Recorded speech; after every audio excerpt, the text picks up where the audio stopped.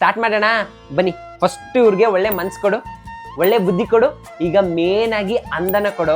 ಅಂದನೆ ನೋಡಿ ಆನಂದ ಪಡ್ಬೇಕು, ಎಷ್ಟು ಅಂದವಾಗಿ ಹುಟ್ಟಿದ್ದಾರೆ ಇವರು ಅಂತ. ಆ ತರ ಬ್ಯೂಟಿಫುಲ್ ಆಗಿ ಹುಡ್ಸು ಆಯ್ತಾ.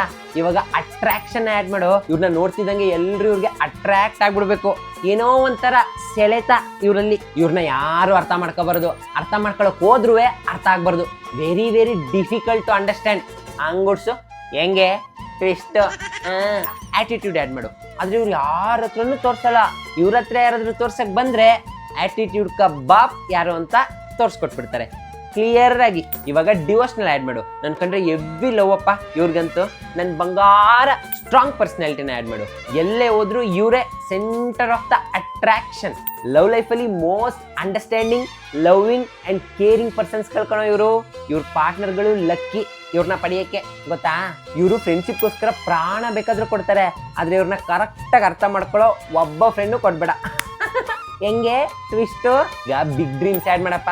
ಇವ್ರಿಗಿರೋದೆಲ್ಲ ಲಾರ್ಜರ್ ದ್ಯಾನ್ ಲೈಫ್ ಡ್ರೀಮ್ಸ್ ಗಳಯ್ಯ. ಇವ್ರ ಕನ್ಸ್ ಕೇಳಿದವ್ರೆಲ್ಲ ಹುಚ್ಚರು ಅನ್ಕೋತಾರೆ, ಆದ್ರೆ ಇವ್ರು ಅದನ್ನ ಮಾಡೇ ಮಾಡ್ತಾರೆ. ಕರೆಕ್ಟ್ ಟೈಮ್ಗೆ ಕರೆಕ್ಟ್ ಆಗಿ ಇವ್ರಿಗೆ ಏನ್ ಬೇಕಾದ್ ನಾನು ಕೊಡ್ತೀನಿ. ಎಲ್ರಿಗಿಂತ ಮೇಲೆ ಇವ್ರು ಅನ್ಕೊಂಡಿದ್ದಕ್ಕಿಂತ ಜಾಸ್ತಿನೇ ಕೊಡ್ತೀನಿ. ಯಾಕಂದ್ರೆ ಆಗಸ್ಟ್ ಬಾನ್ಸ್ ಆರ್ ಮೈ ಫೇವ್ರೇಟ್. ಇವ್ರು ಟಾಪಲ್ಲಿ ಬಂದೇ ಬರ್ತಾರೆ. ಮಾಡ್ಲು ಕರ್ನಾಟಕದಲ್ಲಿ ಒಬ್ರೇನೋ.